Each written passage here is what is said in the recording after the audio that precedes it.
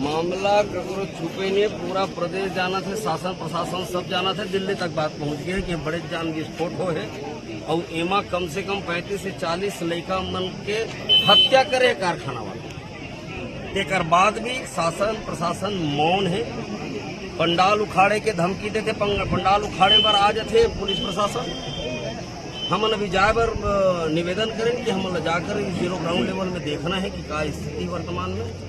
Collector साहब से बात करना है कि का करत हो तुमन, कोई अनुमति नहीं है। हमन आजाद भारत के नागरिकन, हमरे भूया हमरे खेत में ये उद्योग खुले हैं, अपन भूया में जाए पर अब सरकार से हमारा अनुमति देंगे। ट्रांसपेरेंसी है मैडम जी, ट्रांसपेरेंसी है, कुछ ना कुछ षड्यंत्र है। आप चौथा स्तंभ हो लोकतंत्र के, आप न जायल मिली चंदर, आप न भी रोके छेके जा देकर मतलब का है कि जीरो ग्राउंड लेवल में कोई प्रकार की रिपोर्टिंग नहीं होना चाहिए।